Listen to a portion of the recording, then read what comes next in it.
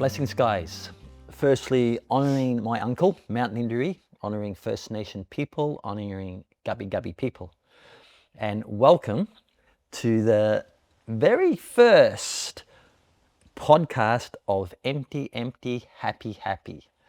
Empty, Empty is reminding us, can we let go of all the thoughts, all the feelings, all the ideas that occupy our mind so we can be available for our favourite moment. What's our favourite moment? This moment now.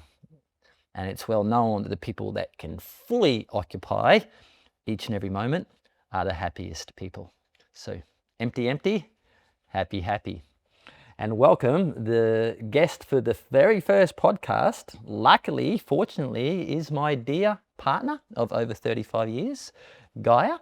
So not only is she my partner of 35 years, she is also a black belt in motherhood and grandmotherhood. She's also a wonderful rock behind the Zenthai shiatsu movement as far as being the music, the heart, my rock that I stand on, and also a wonderful player in Jyotish astrology and home design and clothes design. Upon all that, it's a beautiful, sacred and joyous soul. So welcome, Gaia. Thank you. And for today, let us know, how's your day being today? Okay, well, it's only just started, and thank you for such a lovely introduction. I feel honoured. And the day being young has started really well with some meditation at my favourite temple and aligning with spirit, which gives you a great foundation for the day, really. Mm-hmm. Yeah. So I thought we'd take the listeners on a little bit of a journey through what the Balinese recognise as the 4 phases of a life. The first phase is our play phase, where we're just out there playing, having fun, 0 to 15, that sort of phase, just being a kid in the sandpit. And the second phase is that pioneer phase. We're out there and we're actually exploring and we're going to new lands and new territory and new materials and new skills and gathering this incredible skill set. And the third stage they call is the productivity stage, where you create the nest, which is a bit more productive. And the fourth stage, which is the stage that you and I are now in, is the philosophy stage, where we can use all that experience and give back to the people younger than us in wise counsel and talking and supporting community. So enjoying this philosophy stage that both of you and I are entering now. But let's look at that and jump into your first phase, your play phase. And yeah, what's something that sticks out for you from that phase, and maybe some pinnacle moments in that phase, in that from where you were born and until you were a mid-teen? Mm-hmm. Okay, so I was incarnated in Sydney. Sydney's, or Bronte Beach. That's where I grew up until I was actually 17. And I had a very loving home, and my mother reared 4 of us on her own and paid off a house, and had to work quite hard because we didn't have a lot, but she had to work quite hard because in those days there was no support from the government, and banks wouldn't lend women money. So, you know, she was out there on her own. And her boss was a real beautiful soul and a genuine Chinese man, and his wife also just lovely. They went guarantor for Mum, so she didn't lose the house because she was such a good worker. And I'll never forget how much support that was, and growing up, because we had a home over our heads. And then going through that, I have 3 older brothers who I learnt a lot from being older and watched the goings on being the youngest. Then I got into my teens, and I remember distinctly, I'm probably jumping, but I remember distinctly around 15, I actually left school and went and worked for a company called the Agung Trading Company. Great company, alternative people, it really opened my eyes to new ways. But I'll never forget the time when I was told that the actual world had enough nuclear energy to blow up 13 times. And I was in such shock and so much shame to be a human. It was a strange time for me that I rebelled and took off out of Sydney, because it was a pretty full-on place in the in the 70s as well. There was a lot of heroin around, a lot of drugs. And so off I went to Boring Bay. Well, it's Byron Bay now, but it was Boring Bay then, because there was only like the old pub, a fibro pub, and a couple of cafes. And it was a really beautiful place in the country to be. And I felt like that's where my soul needed to be, not in the city. So yeah, that's sort of roughly up until I think 15 to 17, I was sort of taking off and rebelling against a society in a sense that didn't make a lot of sense as to why it was so, it wasn't so kind at times, you know.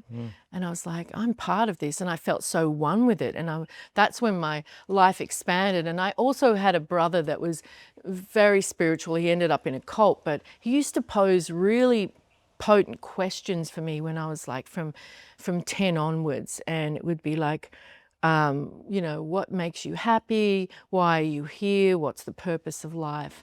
And so those sort of questions set me up for a deeper understanding. And I always felt very connected to spirit. My mother was a spiritualist, so I had that real foundation of knowing and very much feeling that I was supported and guided by spirit all my young life. So yeah, it sounds like you're having that path of spiritual inquiry right from day dot with your mother and your brother. Yeah. And I know that your mother was an incredible mentor for you, and seeing her raise 4 children by herself, lonesome. And just a little bit on her, because as I said before, and our 3 children would echo this, is that you've got this incredible gift of being an incredible mother, of what witnessed that, and the 3, your 3 children, our 3 children would also echo that. Is there some things that were showed to you or inspired you from your mother that you carried on into your phase of motherhood? Because I know she was a great mentor for you. Well, yeah, I guess even in all the hard times, she always had a lot of joy and love there, for sure. She had a great sense of humor. Amazing sense of humor, like really took herself lightly, and yeah, it was definitely that, you know,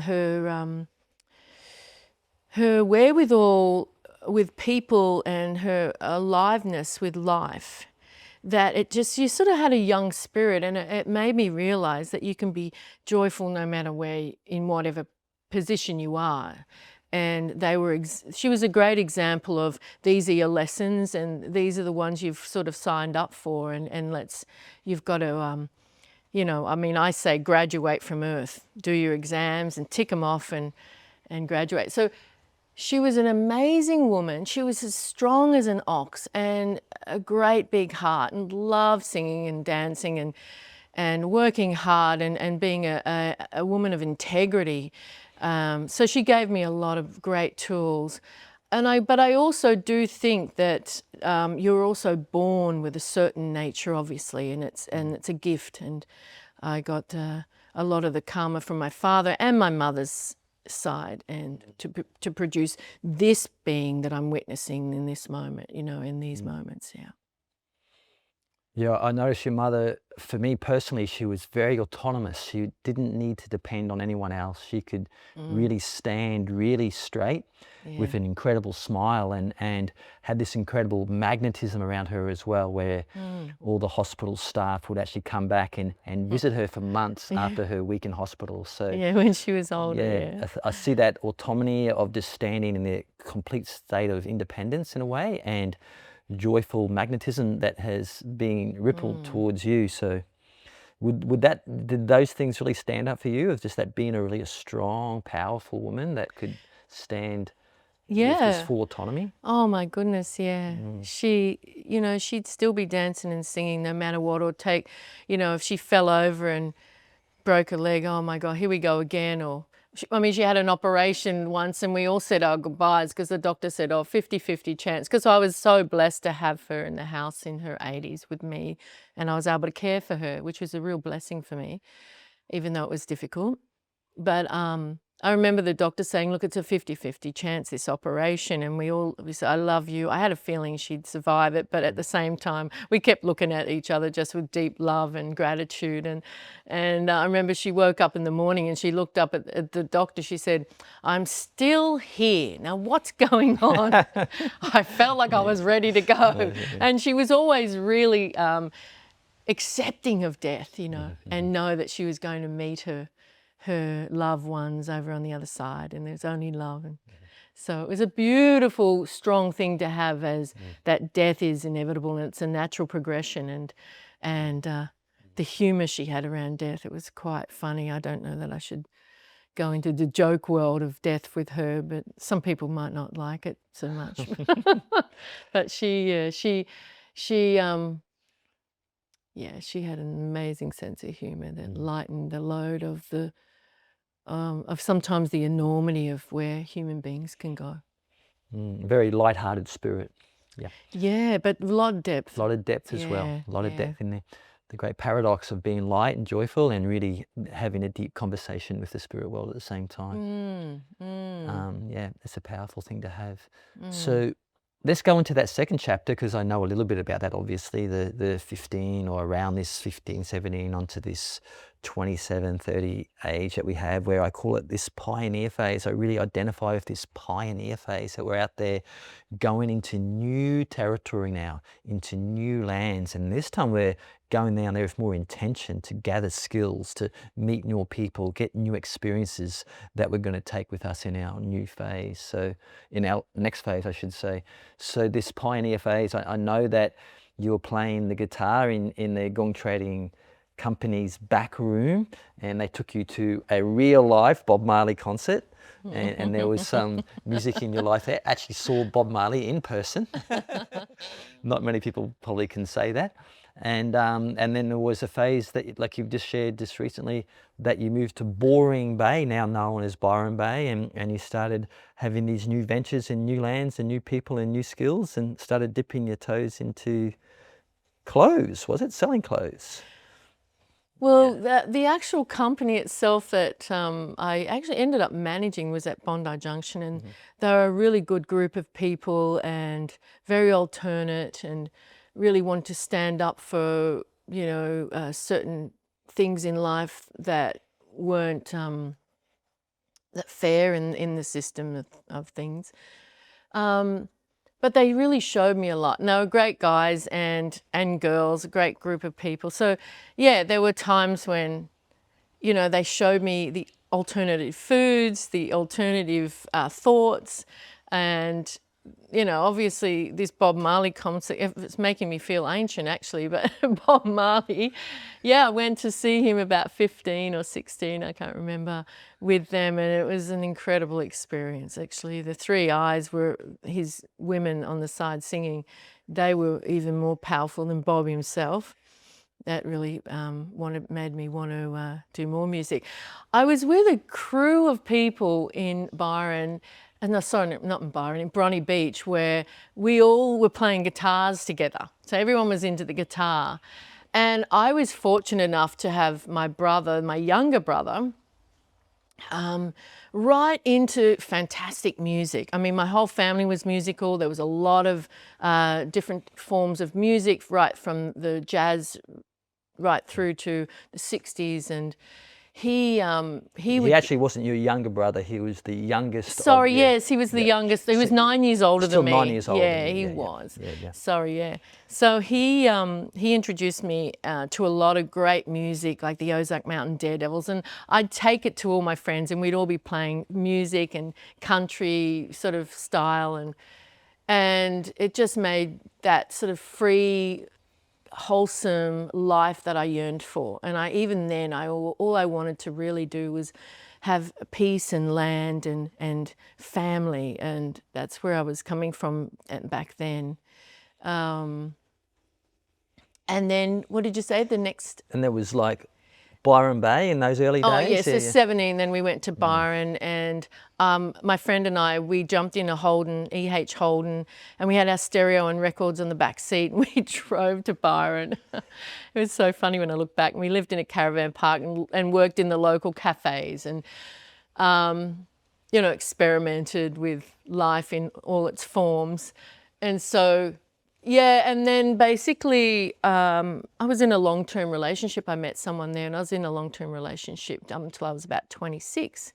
So, yeah, and that sort of took me in a new wave from Byron to Wollongong and back to the Sunshine Coast. And I was still working for the actual company when I went to Wollongong. They had an extension there. Yeah, so I can't really say I was really young. I felt quite vulnerable, and it's that experience of the 20s where it's like variety is the spice of life, and you want to explore and find new ways before you really become a little bit more committed and responsible to life in your late 20s. Well, that's what happened to me anyway.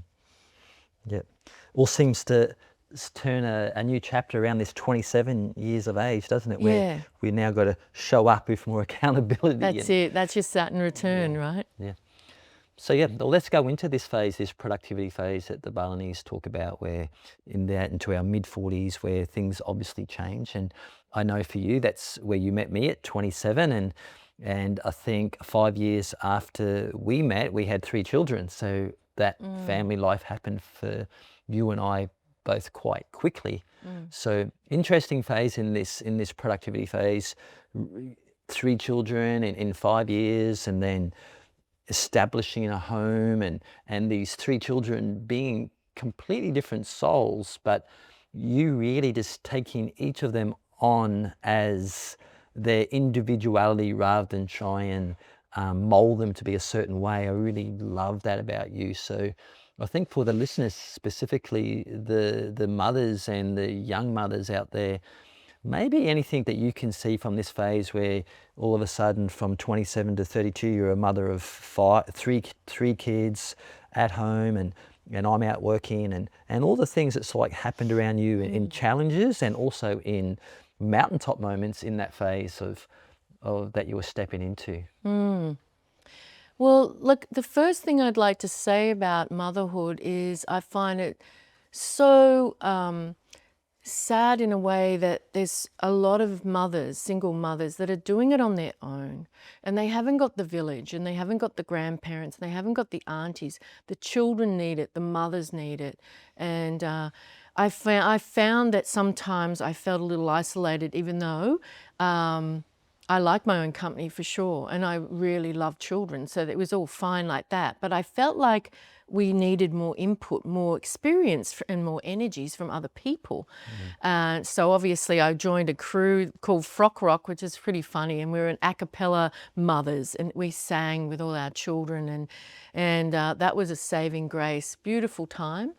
And I had your beautiful mum and family over on the other side of the mountain, which was so supportive, because my mum, on the other side of Nindri, because my mum was so far, she was south of Sydney and far away at that time. So, and I always remember my deepest prayer was, I want to leave behind good people. If I'm going to bring good people into the world, I want to leave behind, if I can, God, pray that I can guide and love these people that are going to be the next generation. And it was such a deep yearning in my heart to do that. So that was the most important. And I loved it because I think, because I was a single, in a sense, I was a single child, because my brothers were all so much older. I didn't have peers. I didn't have those little other squabbles with your brothers and sisters, in a sense. So I really enjoyed watching the different ages grow, and I was getting so much out of it. I was learning so much. I'm even learning now with my grandchild, but obviously you do. But it was a really beautiful time navigating that and finding myself within that, and seeing you in that, like, how you would show up for the kids. And I was so grateful, for our simplicity, not having much really, paying our house off. It was something really joyful around it, you know, like not going out. And cappuccinos, what were they? And every Friday we'd have fish and chips and count the chips, share the chips. So, you know, I just enjoyed it. I loved it. I learnt from it. And they're all such beautiful people in my life now. And I absolutely am so grateful, grateful, grateful, grateful. Yep. Yeah, what sticks out for me in that is that how subtly and powerfully you are able to fertilize their uniqueness and really encourage their creativity, because they're all unique souls. And so you were just spacious and buoyant and available enough that each of them were able to take their own path, or are still taking their own path. The oldest son is now, there's probably not one job that he hasn't done in the trade. So he obviously was in the modelling world for a good 10 to 15 years, his main focus, but he's not really not many jobs that he hasn't done. And then the second son, who was a sports teacher with Education Queensland like myself, and now our daughter, who is also now a mother, she's been an incredible creative pulse in many ways with art and clothes and music, and now has taken on motherhood. And the three of them all uniquely different, and how in a way that uniqueness is being celebrated. So and any sort of like hints of how that happened? No, it wasn't intentional, but how do you feel that happens? I think that's a really good call. I always feel that, you know, and there's no two souls alike on this planet. And I know that what I'm looking at here is a dream. It's a movie. And I really appreciate the journey that we all want to take in life. With great respect, we all understand, whether we are conscious of it or not, of where we need to go for our learning and our growth. And so, I always felt, you know, very philosophical with the kids, even growing up. I would just keep that really grounded philosophy coming through in their life, and so that they really found the joy and the juice that, you know, that they wanted to extract from being here in a very short amount of time, maybe 70 summers, or if you're lucky, or whatever. It's not a great deal of time that we're here. So how do you, at the end of the day, we take nothing but our consciousness and how we've developed that. So how do you want to do life? So, you know, I always, how can you put everyone in a box? I was totally against that even when I was 15. Don't do it. I had those questions posed to me. What makes, I mean, I think given, what was that funny thing that John Lennon was asked by a teacher, you know, what do you want to be when you grow up? And he said, happy. And she said, I think you didn't understand the question. And he said, I don't think you understood the question. I like that. And I, right, this is the empty, empty, happy, happy. Yeah, it's great. So, like you that. know. That's powerful. It's powerful. And we're here to enjoy and be entertained and work hard at our foibles, let's just say, because we have, you know, in the Bhagavad Gita, there's the 100 emotions that we're trying to grow out of, you know, the jealousy, the greed, the comparison, whatever it is, there's 100 of them. And the 5 that we're trying to attain and strive for, the compassion, the love. So we've all got everything. And what are we trying to cultivate within ourselves? And that's so important. And I always try to infuse that as they were growing, as much as I could understand it as I was growing with them. But, you know, there comes also a time with your children when you've said enough. And unless they come to me and really are yearning, then I don't need to say anything, because they'll find their own voice, yeah. Yep, they're not really told what to do. You're more like just being an example for them. Be an example, let them go, appreciate, respect where they're at, their downs, their ups, the whole gamut, because actually the downs are where they're forging. Just like the pressure of the diamond, it's forged, it sparkles under a bit of suffering, right? And how if we're looking at suffering as, oh, this is a gift from God in some way, and it's going to make me a certain way, well, it will make you a certain way, whether it's good or bad. But if we can look at it as a positive, it's going to make the journey a lot different, isn't it? A lot lighter. There was an interesting thing that came up. I heard you say how legacy was really important for you, and I know that family has always been a priority for you, and how sometimes that gets forgotten in the busyness of life. So it's just good to hear that legacy and family are where you get, if you like, where you get a chance to show up again and again and again and again after you move out of this physical form. So yeah. Let's move into the third phase, which we were talking about, which actually, before we move into that phase, let's look at this interesting transition that happened in this phase here when we were moving into this productivity phase of raising children and creating nests, because a very interesting thing happened there. And most of the listeners here will probably know us as the pioneers, or you could say the people, the foundation of Zenthai Shiatsu. So I remember that started by the five of us, myself and you, jumping in a combi van with 3 children underneath 5 in a combi, and set off away from my security blanket of Education Queensland, and we travelled around Australia in the combi van for 12 months. And then when I came back, the alluring nature of going back to school was pretty well a red light for me, and I started studying Zen Shiatsu, and things quite quickly started to change after that trip. Yeah. Yeah, well, again, that was one of the hardest and one of the best years of my life, because you were there full time. There was a beautiful balance. The kids were little. What a precious time to be able to do that. And I remember the people we met along the way, and everything that happened that year really formed what we wanted when we got home, I felt. And I remember thinking, yeah, you know, at one point we were thinking, I remember going, let's go to Byron, and because the communities down there felt more aligned with where we were at. And I think in a short time, we'd met our yoga teachers and we formed community here. And we brought it to the table of what we really had learnt in that year to the coast of what people needed and wanted. Well, that evolved over time, obviously, of seeing the land that needed to heal people and support people. And we were just the caretakers of that. Not just, we were the caretakers of that.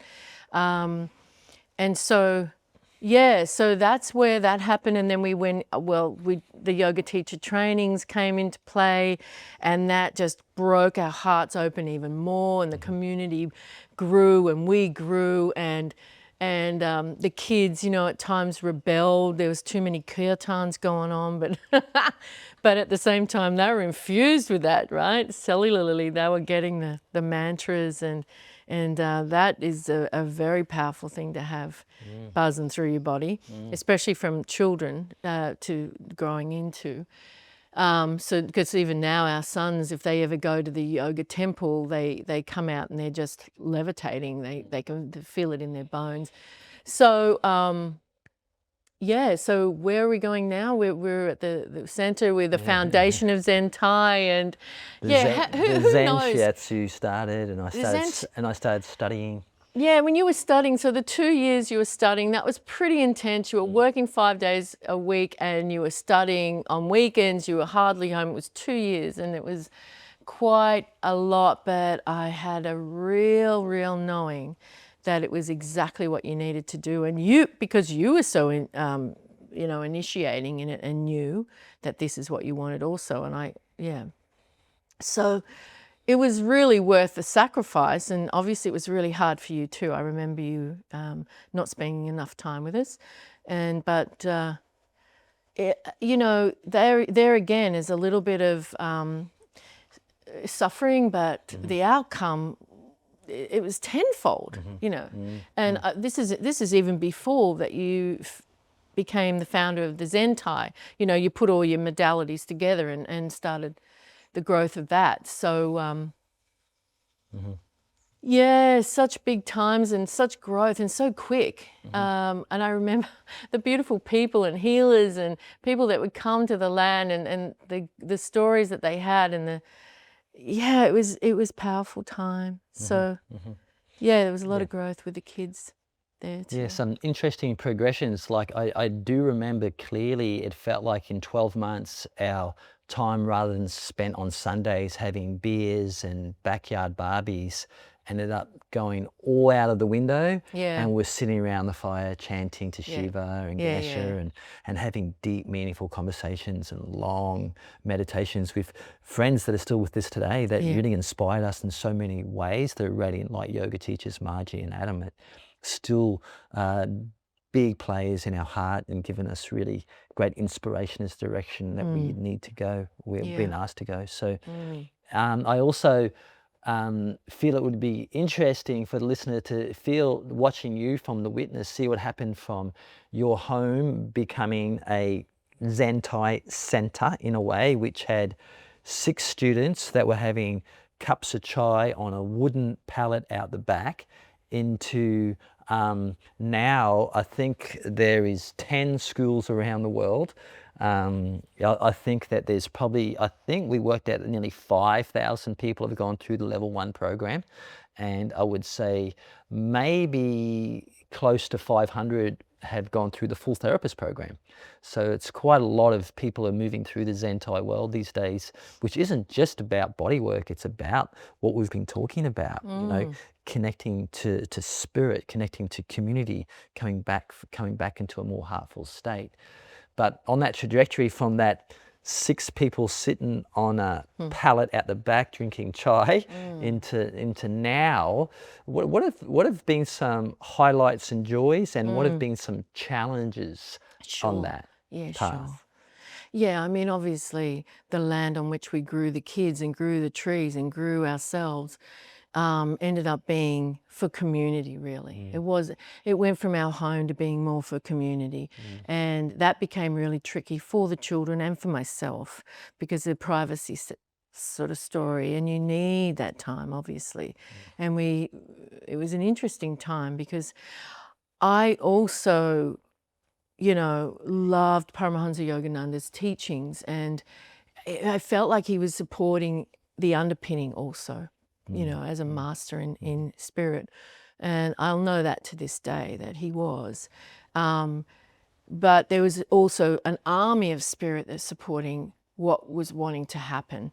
And I felt like, well, if this is what you want from me, you've got to show me what we're meant to do all the time.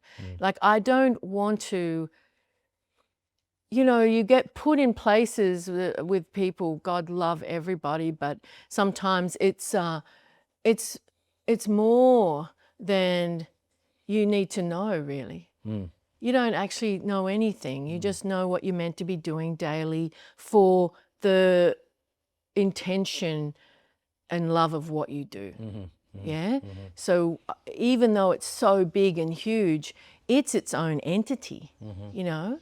And I think that I'm so grateful for being in this position, because I feel like my intention of the soul that I am holds that intention for people to rise and to see and to clear and to elevate. It holds an intention, but I cannot get entangled in the individuals, because that will undo the whole thing.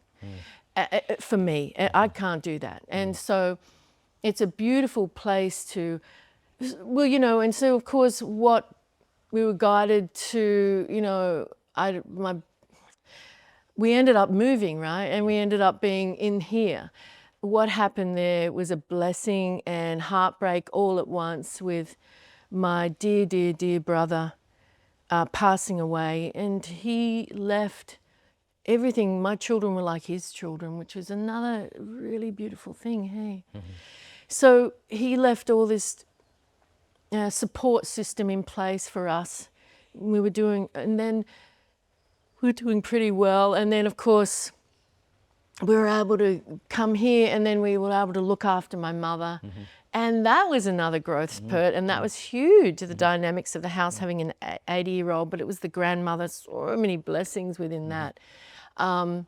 But we ended up with our own place. And he was able to support our vision in Bali as well. Yeah, he supported that. It was just amazing, actually.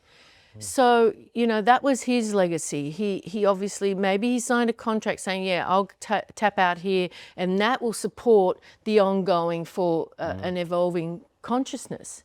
It's really interesting if we get ourselves out of the way. We're not the doers, and we are not. We're an instrument of and a choreographed version of what the great mystery is wanting through us. So there it is. I'm going over.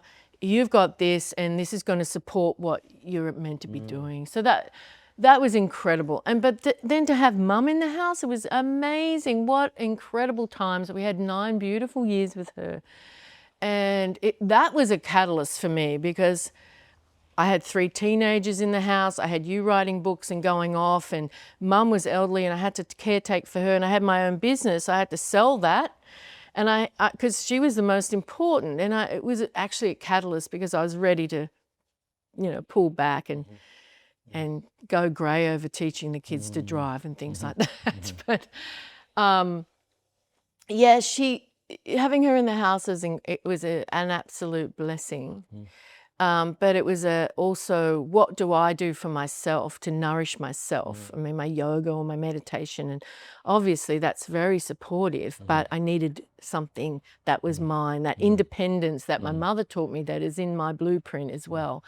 And that ended up being Vedic astrology, and that ended up taking me more to India and having beautiful times with conferences with astrologers, and that was a fantastic time. So You were able to finally take some of those responsibilities of teenagers and motherhood, or looking after your mother away, and focus on your own evolution. Yeah, you have that little bit of exactly. This is my thing that's filling me up, because I'm learning about myself on such a deep level. There's nothing like it. You said something really great there, and it was in line with what we shared in the philosophy yesterday from a Korean Zen master: only don't know, go straight. So only don't know, don't try, keep working it out. Don't think that there is a formula or there's a step-by-step process. Go straight to the heart.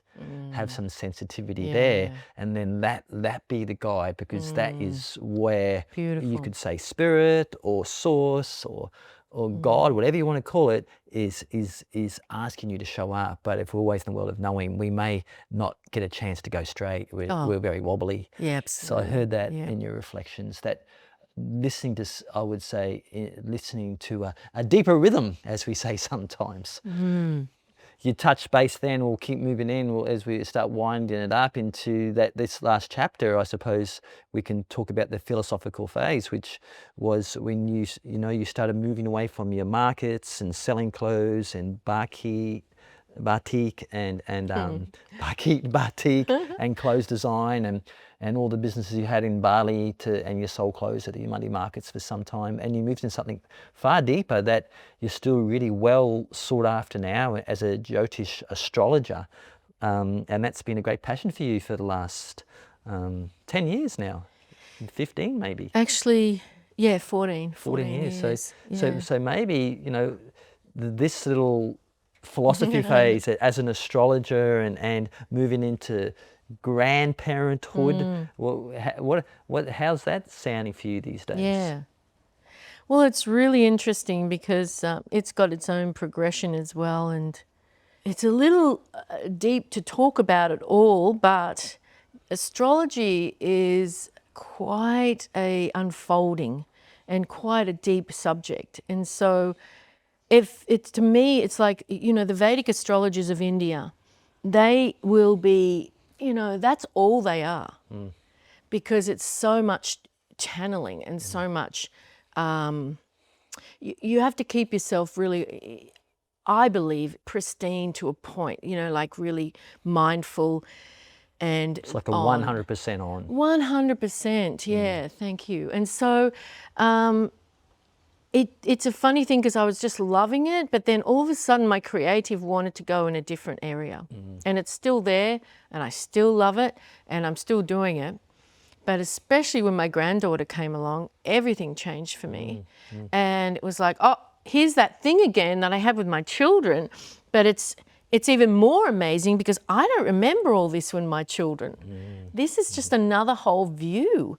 So I'm really blessed to be able to have my daughter and my granddaughter on the property, and having them just be a part of my life. So what's happened is all of a sudden I want to weave and I want to knit bonnets and I want to do other things in my life rather than the heady, well, not always heady, but intuitive forces and heady of Vedic world. And so many different coats I wear. I don't really like labels. I like the mystery of what I could become next, I guess. But at the moment, grandmothering is the prime number one position that I like to be in. So, wow. And this little being is absolute powerhouse. She's amazing. Not unlike you, I think. We're in trouble. But Another wood snake. Another wood snake. She's got her sun in Ashwini, and you've got your ascendant in Ashwini, which is a division of Aries. I have to just drop it because they are the bringers of the new dawn, and they are healers in their own right. So she could follow you around. You never know. But whatever it is right now is an absolute blessing. So that's where I'm at. And obviously I still love astrology, and I'm so grateful for my life, and I give thanks every day, because the choices, I've got to say I want to simplify though, you know? It sounds to me like, I'm not sure if you're hearing that, but I'm hearing this empty, all the Vedic wisdom, happy, I can play it for my grandchild. So, Yeah, right. Empty, happy might be happening. It So, totally is. I'm going to finish the talk, if it's okay, with 3 questions I feel it would be great for the listener. The first one, just coming back into that, wearing that astrological suit, because I know people would appreciate this, 2026, and it's a pretty messy world. Any suggestions, any things that you would be encouraging people to not do, or and without putting too many rules, and maybe some things for people to focus on during a 2026 year astrologically? Yeah.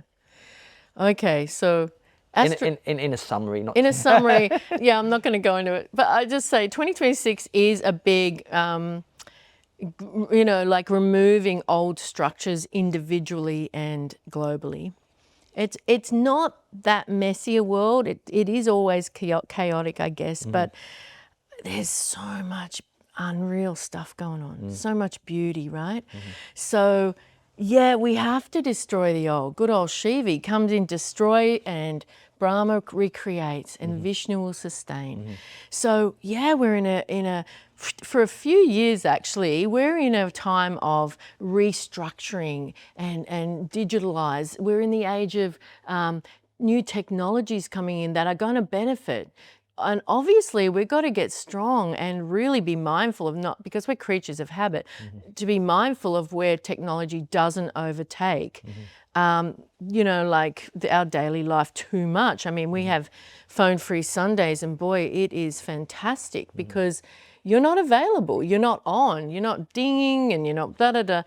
I'm off and everyone can wait. And sometimes you want to go for it. We're so habitual, and so we are in these ages where we've got to give ourselves much more simplicity and joy and ordinariness, so that we can touch base with who we are in all the elemental forces around us.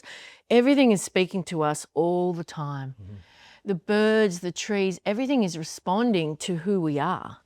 And this is here, this is all for us, for this consciousness to grow. The whole gamut, the mountain, the trees, the birds and the bees, they're all there. And anything that's taken away, we want to repair or we want to renew. So we are in a phase where the old is not going to work anymore. There are so many more children's forest schools, the education system shifting, so many fantastic things. I'm excited, I'm stoked. And it's a dream. It's actually all a movie, right? So if you're looking at the world as, oh my God, this is happening over here, you're missing all the great stuff that's happening right at your feet. And our nervous system cannot handle really to be any more than in a 5 kilometer radius of what's happening in your life. really. If you continually go into other countries, other spaces, you're not where you're meant to be. So I'm not going to pay any attention to that, because that's been going on for thousands of years, fighting each other, all of that sort of stuff. We can't do it any other way than, sort of aggressively fight, because we're still primitive in many ways. We're still at that stage of the game. We're not in Satya Yuga. If you looked at the astrology of the time periods of life, Satya Yuga is when we could come in and out of form at will, if was necessary for the will of the mystery. We don't even understand our intuitive forces. We're still quite foundational. So we've got to give ourselves respect at the time and place that we are here now. When you dream at night and you close your eyes, none of it's here. And you go back to spirit. And you've got to remember that. Don't get entangled in it, because you'll go down the rabbit hole. So that doesn't matter what everyone says for 2026 to a point, but certainly there are a lot of internal changes going on individually and globally. And I give thanks for them all, because I know there's a divine plan. Yeah, I'm very much in the infant school when it comes to the astrology and the Jyotish astrology. But, this Kali Yuga, which is quite dark and prehistoric, and the Satya Yuga, which is Satya Yuga, pure. which is quite. We're in between. There's 4 yugas, and there's Satya, Dwapara, Treta, and Kali, Dwapara, Treta, and Satya. And we're in this Dwapara. And we're in Dwapara. So it's time for less revolution and more evolution. That's it. Yeah. Absolutely. Well, within the evolution, we might have to revolt a little. Whatever it takes. I'm hearing that. I'm starting to get excited about what you're looking at, because we're creating our reality. I'm hearing that. I'm hearing focus on the lotuses more than the mud. Yeah. And simplicity is a great practice, and we are getting called to be grateful about great change. So thanks. In the second of these 3 questions, one of the Zenthai things outside the world of bodywork is that we want to magnify loving kindness throughout our planet for each other.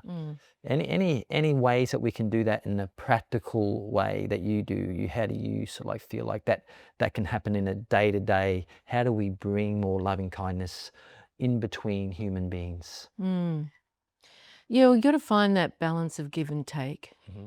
And then also you've got to find out what your truth is. And the balance of yes and no also, because otherwise when you take yourself down paths that are no's, then you're setting yourself up to basically be kidnapped and off you fly somewhere that's actually going to drain your energy and drain your prana. If we want to build our pranic force, we have to listen to that. It's not easy. The Maya, which is the world, is very strong. It'll pull you into cafes, into scenarios, everywhere when you're not listening deeply to the self. Not an easy gig. But start with meditation every morning, or stillness. Listen to the breeze in the trees. What's it telling you? The river, what's it speaking to you? Take the time to be with your inner nature and the external forces of the elements. That's when you'll set yourself up daily, practically, breathing techniques, whatever it is, whatever your gig is, to give correctly. To give not from a martyrdom, not from because I have to, from a place of I kindly want to do this and it benefits. Yeah. So what I'm hearing is that to bring a more, if you like, turn the volume up on loving kindness, we've got to be selfish before we can be selfless, that have our vertical before we move out horizontally. So when then we move out and share from this really beautiful, heartful state, it comes from a real quality place. Absolutely, yeah. Yeah, which sort of leads me to the last question, which you've sort of have answered, the empty, empty, happy, happy. I think empty, empty is reminding us is that we need to be centered to be able to operate effectively. And anything that you do that keeps you centered? any other than the meditation, anything that you do? Or Well, you've taught me a lot of that, Gwyn. No, seriously, because relationships are, you choose your relationships that are going to integrate yourself. At the end of the day, you come in and you go out alone. So you're choosing what's in front of you to integrate and what you need. And so the centering is you're very fiery and I'm very water. So that initiating quality in you, go, go, go, is not me.